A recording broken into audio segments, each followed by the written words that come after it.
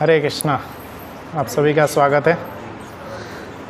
प्रत्येक शनिवार को जो ये भगवद गीता की कक्षा होती है, पिछले शनिवार को हम 10वां अध्याय संपन्न किए थे, तो अभी कीर्तन हो ही चुका है, बहुत लेट हुआ है, चालू करते हैं। ओम नमो भगवते वासुदेवाय।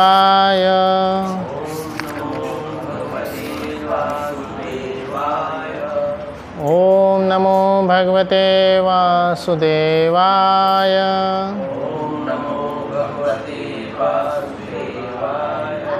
ओम नमो भगवते वासुदेवाय।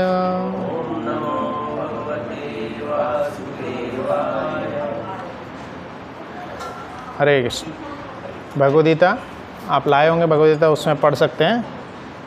11वां अध्याय चालू करेंगे। तो पिछला 10वां अध्याय से पहले इसमें लिंक क्या है, इसके ऊपर चर्चा करते हैं। 10वें अध्याय में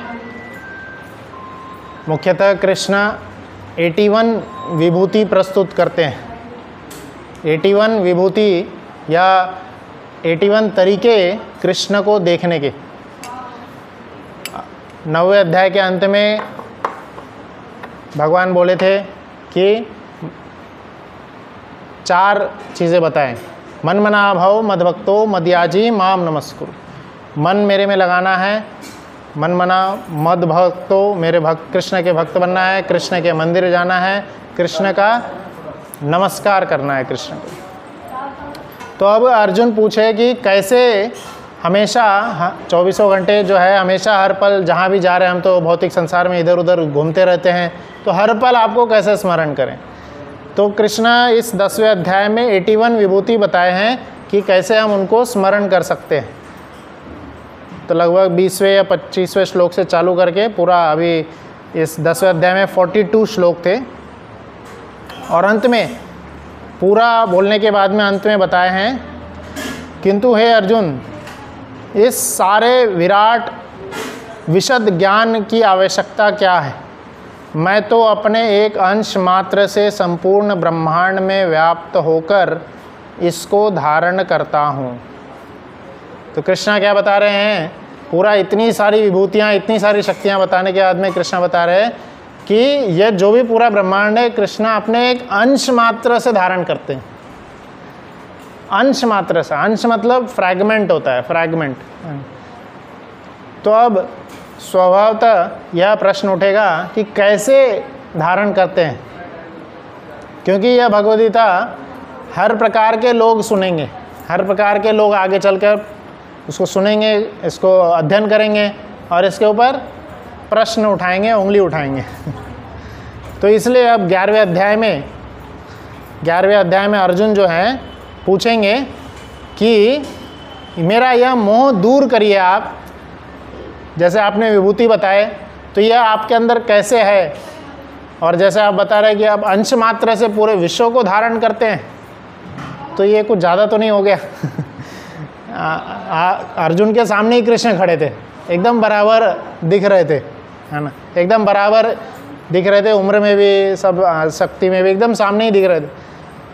तो आगे चल के तो कोई भी क्लेम कर सकता है कि हम भगवान हैं।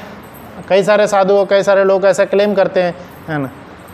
तो इन सभी प्रकार की भ्रांतियों को दूर करने के लिए यह प्रश्न अर्जुन उठाएंगे अभी 11वें अध्याय में कि आप इन प्रकार के भ्रांतियों को दूर करिए और बताइए कि सही में कैसे आप धारण करते हैं इन सबको, और सही में आप ही कैसे पूर्ण भगवान। तो यह हम देखते हैं कि अभी अर्जुन के वो प्रश्न 11वें अध्याय में हम देखेंगे। आप सब लोग दोहराइए। अर्जुन उवाच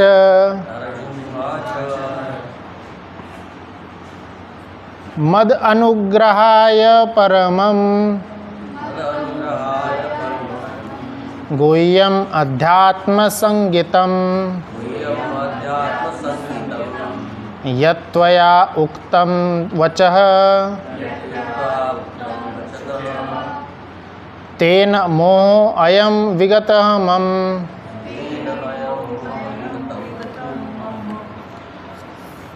तो ये बहुत सुंदर अध्याय है। आप इस अध्याय को बहुत अच्छी तरह से रिलिश करेंगे, इस अध्याय में टोटल 55 श्लोक है, बहुत बड़ा भी है।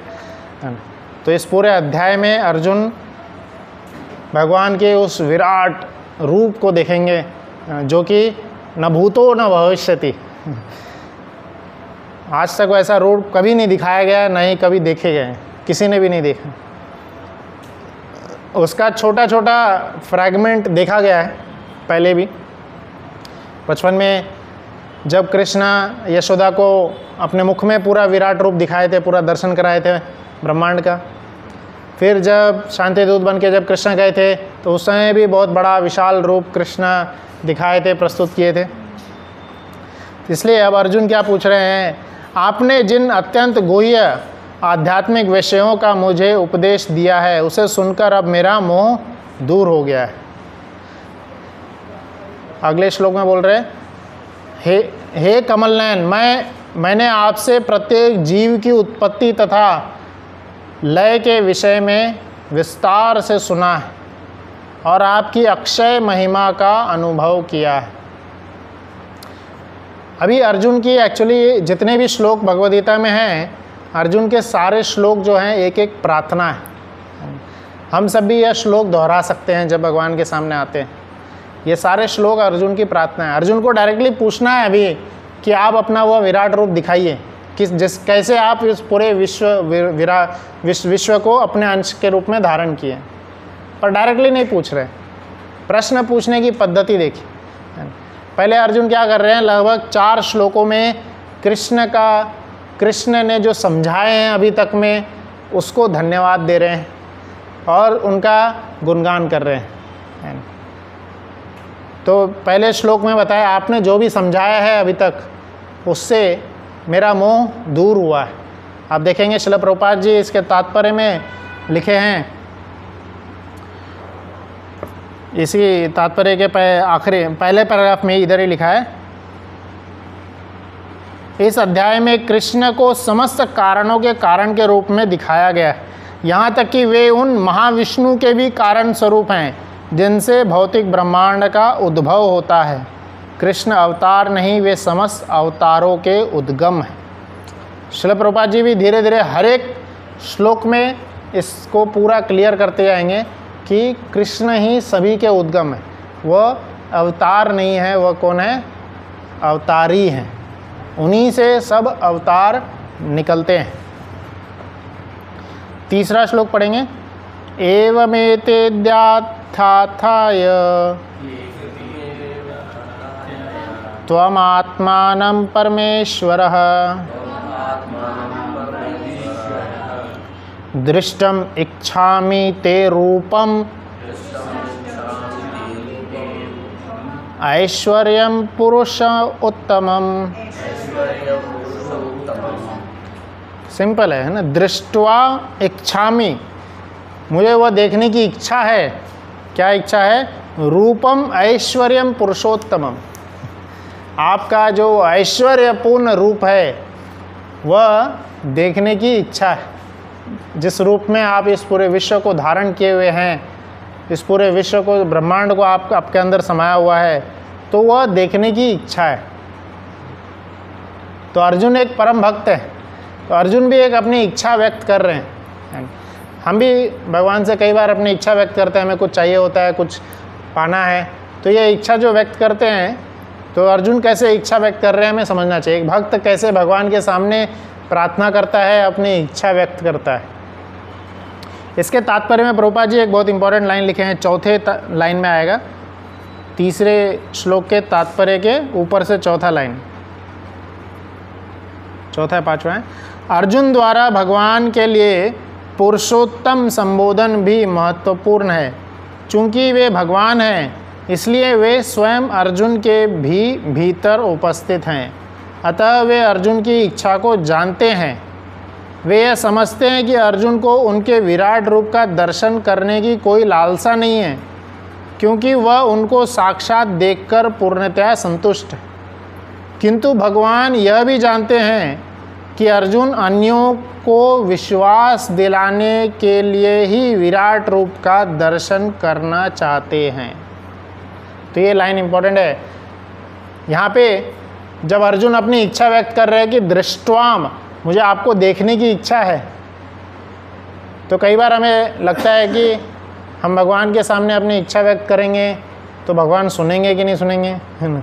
तो अर्जुन तो व्यक्त कर रहे हैं, जो इच्छा व्यक्त करना कोई बड़ी बात नहीं है। शास्त्र में भी लिखा है अकाम सर्व काम हुआ, जिस भी प्रकार की इच्छा है, कुछ कामना है, तो हमें भगवान के सामने प्रस्तुत करना चाहिए और सिर्फ कृष्ण के सामने प्रस्तुत करना है, क्योंकि सभी इच्छाओं की पूर्ति करने की शक्ति सिर्फ और सिर्फ कृष्ण ही रखते हैं। कृष्ण क्या करते हैं, धीरे धीरे हमारी सारी इच्छाओं को शुद्ध पहले करते हैं, पहले शुद्ध करते हैं फिर पूर्ण करते हैं। जैसे ध्रुव महाराज को इच्छा थी कि हमें, ध्रुव महाराज को बहुत बड़ा राज्य चाहिए था, बहुत बड़ा राज्य, तो ध्रुव महाराज की इच्छा पहले शुद्ध कर दी गई, क्योंकि जब हमारे अंदर कुछ इच्छा होती है ना, वो इच्छा कई बार लालच की वजह से आती है, लालच की वजह से, क्रोध की वजह से, ईर्ष्या की वजह से। दूसरे के पास गाड़ी है इसलिए मुझे गाड़ी चाहिए, मुझे असली में गाड़ी की रिक्वायरमेंट नहीं है पर क्यों चाहिए, उसके पास है इसलिए चाहिए। तो ये क्या है, ईर्ष्या है। दूसरे के पास कोई चीज़ है या दूसरे को दिखाने के लिए, तो ये इच्छा, लालच, गुस्से की वजह से कई बार हम गुस्से में कुछ चीज़ बोल देते हैं और फिर हमारे पास सामर्थ्य नहीं होता तो हम भगवान से प्रार्थना करते। तो गुस्से की वजह से इच्छा, ये सब, ये क्या है, अशुद्धता है।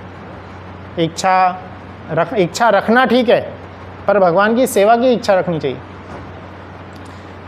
द्वेष की वजह से, गुस्से की वजह से, लालच की वजह से अगर कुछ इच्छा आ रही है मन में, तो भगवान क्या करेंगे, पहले उस इच्छा को शुद्ध करते हैं। ध्रुव महाराज ने जब भगवान की दर्शन प्राप्त किए, तब ध्रुव महाराज क्या बोल रहे थे, मैं तो छोटे से कांच के टुकड़े के पीछे भाग रहा था, इतना बड़ा ब्रह्मांड, वह उनको क्या लगा, छोटे से कांच का टुकड़ा। अब बोले कि मुझे तो डायमंड मिल गया, अब कांच के पीछे क्या ले जाऊँ। तो डायमंड अब मिल गया था उनको, और डायमंड क्या है, भगवान का दर्शन। भगवान का दर्शन जो है, ये सभी इच्छाओं को अपने आप ही पूर्ण कर, भगवान, हम संतुष्ट हो जाते हैं अंदर से, फिर इच्छा बचेगी नहीं। तो इसलिए ऐसी शुद्ध इच्छा हम अगर नहीं रख पा रहे तो भी भगवान के सामने बोलना चाहिए, भगवान उसको पूर्ण करेंगे, शुद्ध करेंगे। फिर जो भी अशुद्धता रह जाएगी वो धीरे धीरे खत्म हो जाती है। हमारे चैतन्य चैतामृत में वर्णन आता है कि पहले हरदास ठाकुर नाम के एक संत हुए थे, तो उनके सामने एक वैश्या आई थी, उनको लुभाने के लिए आई थी। तो हरदास ठाकुर ने क्या बोले थे, आप रुको थोड़ा देर, बैठ, मेरा जब माला जप हो जाएगा तब मैं आपकी इच्छा को सुनूंगा और पूर्ण करूँगा। जब वो रुके, हरदास ठाकुर द्वारा हरिनाम का जप सुने, तुलसी के पास में बैठे थे, तो धीरे धीरे उनकी इच्छा शुद्ध हो गई। इसलिए जब भी मंदिर में आते हैं हमें रुकना चाहिए, बैठना चाहिए। हरिनाम हो रहा है, हरि कथा हो रही है या हरि कीर्तन हो रहा है, सुनना चाहिए। दर्शने पवित्र, दर्शन करने मात्र से, हरि कथा सुनने मात्र से पवित्र होते हैं, धीरे धीरे पवित्र होते हैं। पर हरि कथा उनसे नहीं सुनना चाहिए जो कि व्यवसाय के लिए कर रहे हैं, पैसे कमाने के उद्देश्य से कर रहे हैं, तो वह शुद्ध नहीं करता है।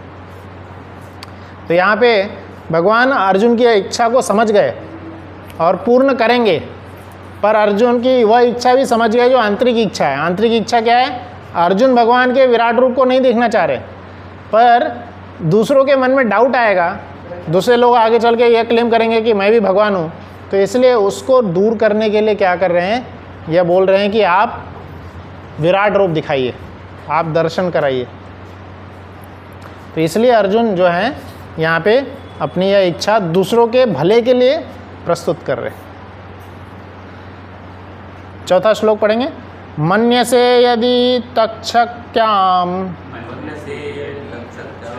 मया दृष्टमिति प्रभो योगेश्वर ततो मे त्वं दर्शय आत्मानम अव्ययम। तो कृष्ण को यहाँ पे योगेश्वर नाम से बुला रहे हैं। पिछले श्लोक में कृष्ण को आप देखे होंगे, कृष्ण को मधुसूदन नाम से बुलाए, है ना, और एक यहाँ पे कमल नयन नाम से भी बुलाए। तो कृष्ण के अलग अलग नाम से क्यों बुला रहे हैं? जो श्लोक में कृष्ण अर्जुन बोल रहे हैं, अर्जुन के उस भाव के हिसाब से कृष्ण का वह नाम प्रस्तुत कर रहे हैं। अभी अर्जुन क्या बोलना चाहते हैं कि आप वो विराट रूप दिखाइए, तो इसलिए कृष्ण का नाम योगेश्वर बोल रहे हैं। आप सभी योगियों के स्वामी हैं और वह रूप दिखा सकते हैं, आप योगेश्वर हैं, तो इसलिए आप दिखाइए। हे प्रभु, हे योगेश्वर, यदि आप सोचते हैं कि मैं आपके विश्वरूप को देखने में समर्थ हो सकता हूँ, तो कृपा करके मुझे अपना असीम विश्वरूप दिखलाइए, है ना। तो यहाँ पे अर्जुन अपनी इच्छा व्यक्त करने के बाद क्या बोल रहे हैं, ये बहुत इम्पोर्टेंट और वैष्णव एटिकेट सिखा रहे हैं।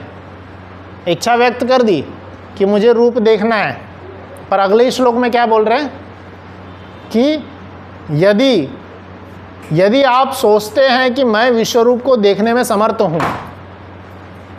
कई बार हम इच्छा व्यक्त कर देते हैं कि मुझे लैम्बोर्गिनी कार चाहिए लैम्बोर्गिनी चाहिए, रोल्स रॉयस चाहिए, बोलने में क्या जाता है।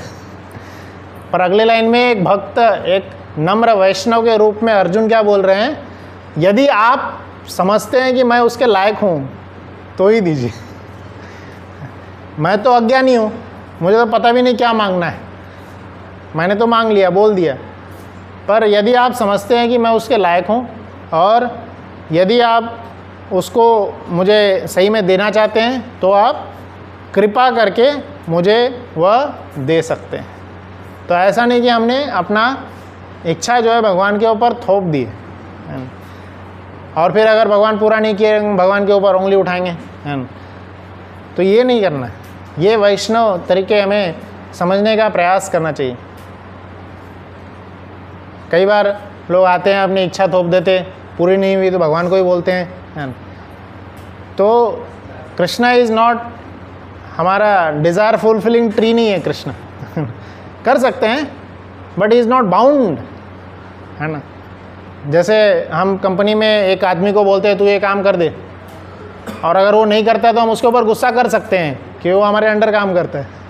कृष्ण हमारे अंडर नहीं काम करता, कृष्ण इज स्वराट, है ना। तो कृष्ण के सामने हम सिर्फ रिक्वेस्ट कर सकते हैं। और उसके बाद अर्जुन क्या बोल रहे हैं, यदि आप सामर्थ हैं और अगर आप सोच रहे हैं कि मैं इस इच्छा के लायक हूँ तो आप दीजिए। तो ऐसा ही हमें भी प्रार्थना करना चाहिए। अब देखिए भगवान बोलना चालू करेंगे 5वें श्लोक से। और जैसे कि वेदव्यास जी हर जहाँ पे भी भगवान बोलना चालू करते हैं क्या लिखते हैं स्टार्टिंग में, श्री भगवान उवाच, है ना। कृष्ण उवाच ऐसे नहीं, श्री भगवान, है ना, परम भगवान जो हैं वह बोल रहे हैं। पश्य मे पार्थ रूपानि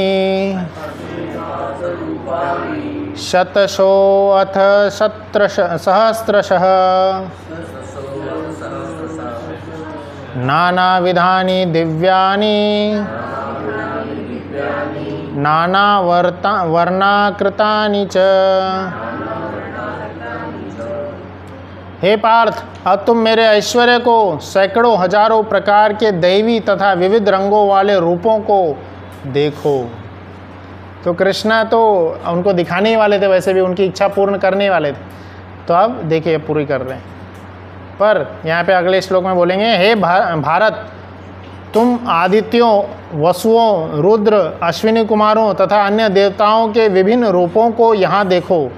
तुम ऐसे अनेक आश्चर्यमय रूपों को देखो जिन्हें पहले किसी ने न देखा है न सुना।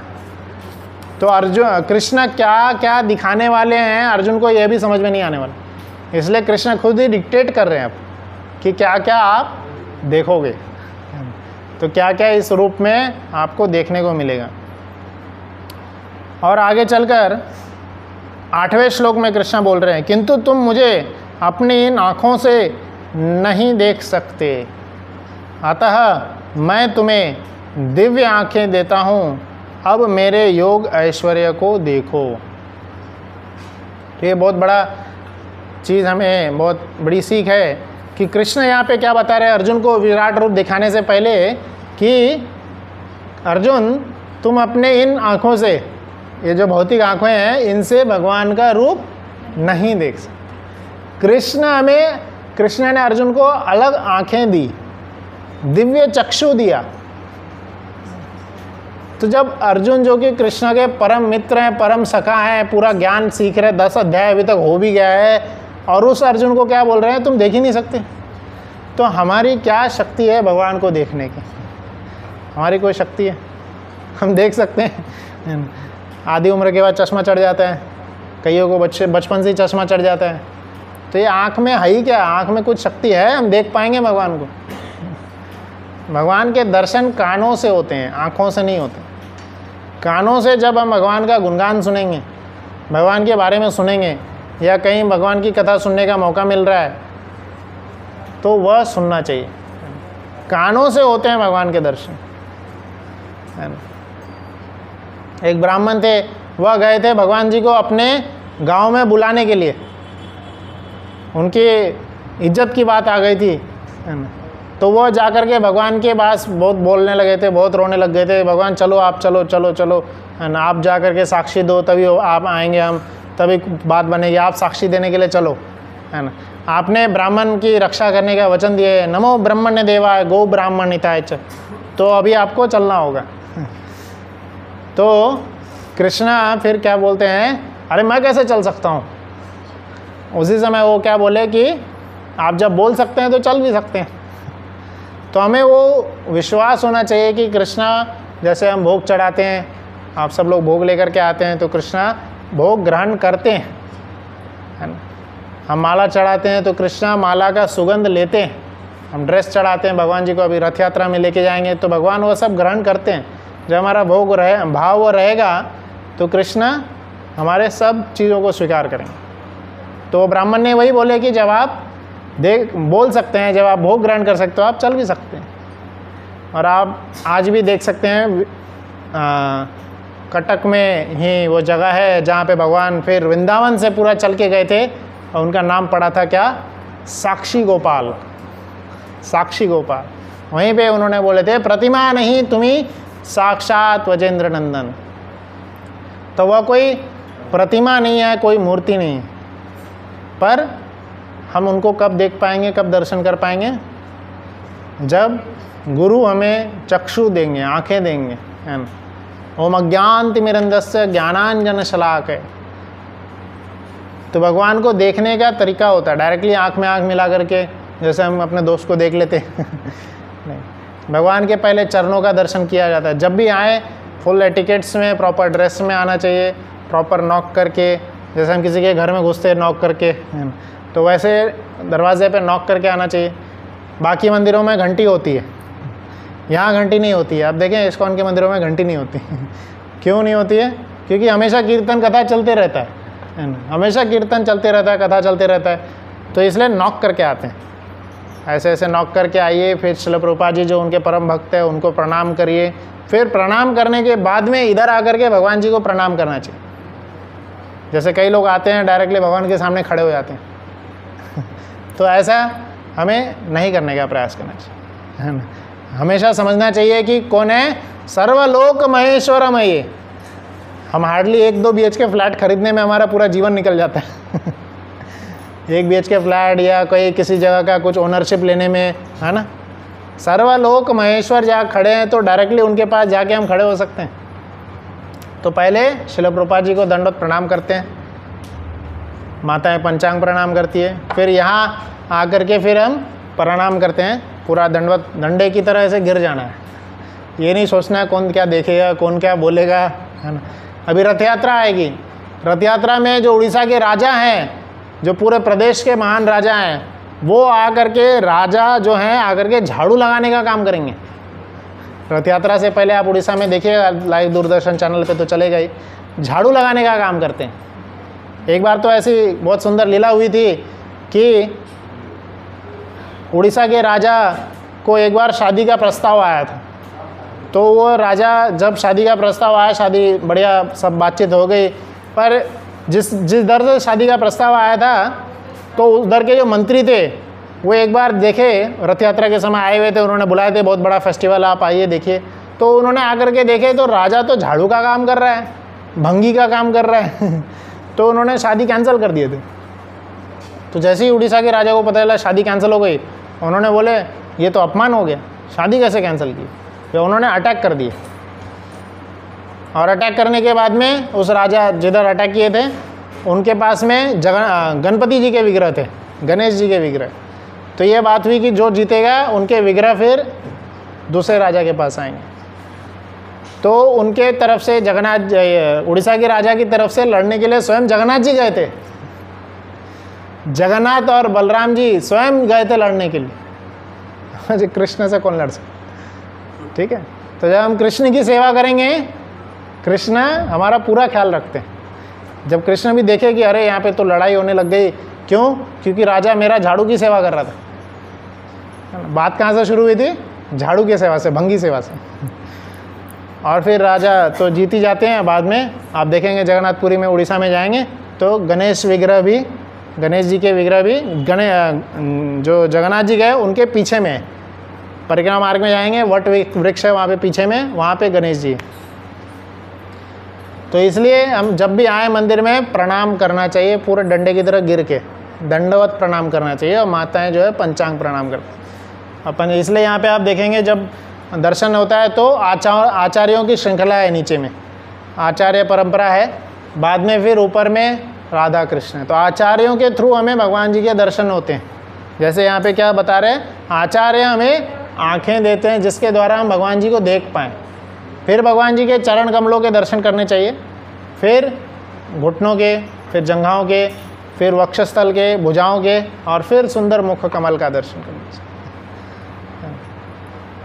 आप देखेंगे रामायण में वर्णन आता है, जब राम जी को सीता माता के कुछ आभूषण मिले थे तो वो लक्ष्मण जी के पास जाकर के पूछे थे कि क्या ये सीता माता के हैं। तो लक्ष्मण जी सिर्फ सीता माता के पैरों के आभूषण पहचाने थे। वो क्या बोले थे, ऊपर तो मैंने कभी देखा ही नहीं। तो हम कौन होते हैं कि श्रीमती राधा रानी को पूरा देखें, दर्शन करें, सीता माता को पूरा दर्शन करें, है ना। लक्ष्मण जी दर्शन नहीं किए, है ना। तो इसलिए हमें इन सब से सीखना चाहिए और अपने जीवन में अपनाना चाहिए। पहले आचार्यों को ही देखें। साउथ में तो ऐसे ऐसे आचार्य हुए हैं, ऐसे ऐसे शिष्य हुए हैं, तो वह सिर्फ गुरु की वर्शिप करते थे।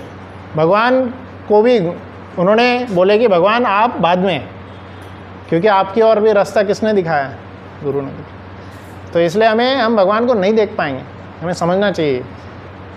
जब हम गुरु के आदेशों का पालन करेंगे, गुरु के इच्छा के अनुसार रहेंगे, तभी हम दर्शन कर पाएंगे। तो इसलिए अर्जुन को भी यहाँ पे उन्होंने क्या किए, कृष्ण ने अलग आँखें प्रदान किए जिसके द्वारा फिर वह दर्शन कर पाए। तो अब यहाँ पे कैमरा जो है तीसरे जगह से जाता है। अर्जुन ने आंखें दे दी, अब कृष्ण ने आंखें दे दी, अब अर्जुन वो दिव्य आंखें ले चुके हैं। अब क्या हो रहा है, अर्जुन दर्शन कर रहे हैं, कृष्ण ने विराट रूप दिखा दिया है, कृष्ण विराट रूप दिखा दिए हैं, अर्जुन दर्शन कर रहे हैं। तो अर्जुन क्या क्या दर्शन कर रहे हैं, अर्जुन के अंदर क्या क्या मनोभाव उत्पन्न हो रहा है, वो अब कौन बता रहे हैं, संजय बताएंगे। क्योंकि हमेशा हमें ध्यान रखना है कि भगवद्गीता का कहाँ वार्तालाप चल रहा है, संजय और धृतराष्ट्र के बीच में चल। संजय स्टार्टिंग श्लोक क्या था भगवद्गीता का, धृतराष्ट्र उवाच, है ना, धर्म क्षेत्रे कुरुक्षेत्रे समवेतायुत्सवः। तो धृतराष्ट्र ने स्टार्टिंग में पूछा था कि जो धर्म क्षेत्र है वहाँ पे जब दोनों जुड़े तो उन्होंने क्या किए, तो संजय ने बताना चालू किया था। तो ये वहाँ के कैमरा से चल रहा है। तो अब संजय बोल रहे हैं अगला श्लोक, 9वां श्लोक है, एवं उक्त्वा ततो राजन् महायोगेश्वर हरि दर्शयाम आस पार्थाय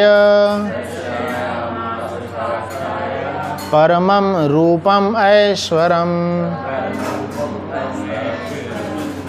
संजय ने कहा, हे राजा, इस प्रकार कहकर महायोगेश्वर भगवान ने अर्जुन को अपना विश्व रूप दिखलाया। तब संजय वहाँ से विश्व रूप का अगले लगभग 8 श्लोकों में उसका वर्णन करेंगे। अर्जुन कैसे उस विश्व रूप को देख रहे हैं, कहाँ कहाँ देख रहे हैं, और विश्व रूप में क्या क्या देख रहे हैं। असंख्य नेत्र देखे, असंख्य मुख देखे, असंख्य जो चेहरे हैं, असंख्य चेहरे, असंख्य पेट, असंख्य हाथ, है ना, आभूषणों से अलंकृत था। अनेकों देवी हथियार उठाए हुए थे, अनेकों देवी माला तथा वस्त्र धारण किए हुए थे, उस पर अनेक दिव्य सुगंधित लगे हुए थे। उन सब कुछ आश्चर्यमय, तेजोमय, असीम और सर्वत्र व्याप्त था।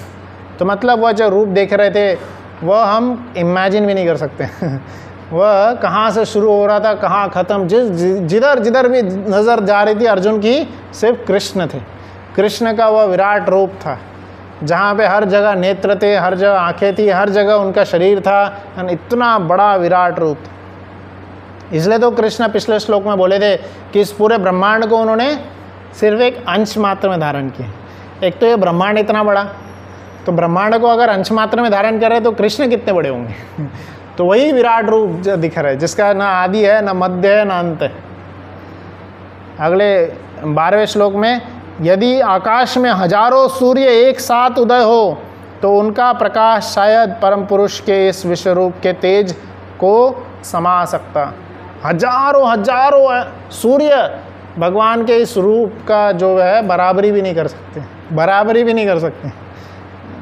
एक बार की बात है, जब वृंदावन में भगवान कालिया नाग के ऊपर डांस कर रहे थे, तो कालिया नाग के ऊपर डांस करने से पहले भगवान क्या किए थे, यमुना नदी में स्नान करने चले गए थे। यमुना नदी में कई समय तक कालिया के साथ खेल रहे थे। कालिया इधर पकड़ रहा था, वो जैसे बच्चे लोग पकड़म पकड़ाई खेलते ना वैसे ही कालिया और कृष्ण पकड़म पकड़ाई खेल रहे थे। कालिया इधर पकड़ रहा था, कृष्ण इधर भाग रहे थे, कालिया इधर पकड़ा, इधर भाग रहे थे। ऐसे बहुत समय तक समुद्र के, यमुना नदी के अंदर कृष्ण कालिया के साथ खेलते हैं। फिर खेलने का मूड हो गया, बोले अब चलो नाचेंगे, तो कृष्ण कालिया के ऊपर नाचे थे। तो जब यह लीला पूरी हो गई थी, तब कुछ समय के बाद में कृष्ण को बुखार हो जाता है। इतना समय तक यमुना नदी के अंदर रहे, तो कृष्ण को गर्मी देने के लिए 12 सूर्य एक साथ उदय हुए थे। 12 सूर्य एक साथ उदय होकर के कृष्ण को गर्मी दे रहे थे तब जाके थोड़ी बहुत गर्मी उनको आई, है ना। तो आज भी 12 सूर्य टीला है वृंदावन में, जहाँ पे 12 सूर्य एक साथ उदय होकर के कृष्ण को गर्मी दिए थे।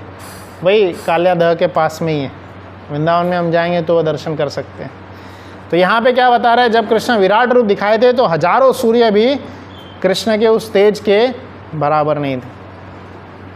फिर 14 श्लोक में, तब मोहग्रस्त एवं आश्चर्यचकित रोमांचित तथा हुए अर्जुन ने प्रणाम करने के लिए मस्तक झुकाया और वह हाथ जोड़कर भगवान से प्रार्थना करने लगे।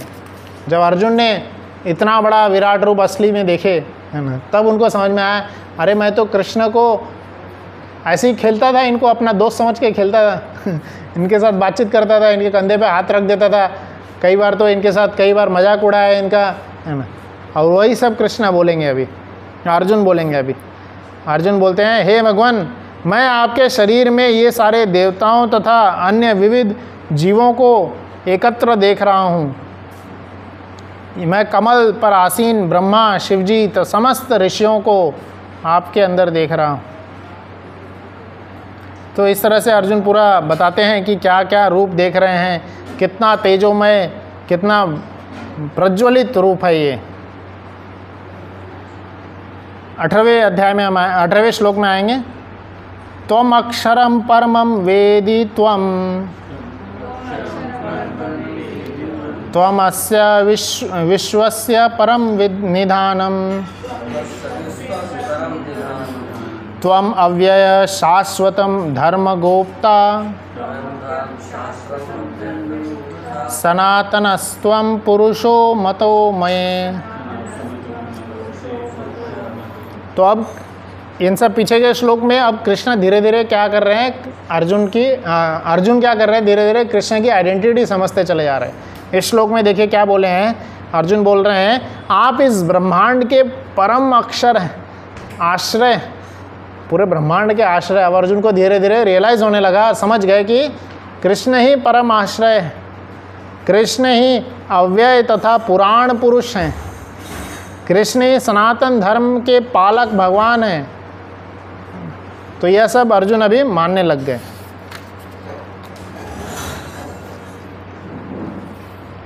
तो इस तरह से लगभग अर्जुन का ये पूरे ये 55 श्लोक, बहुत बड़ा अध्याय है ये। इस पूरे अध्याय में अर्जुन कई सारे रूपों को देखेंगे, कई सारे भगवान के कई सारे ऐश्वर्य को देखेंगे।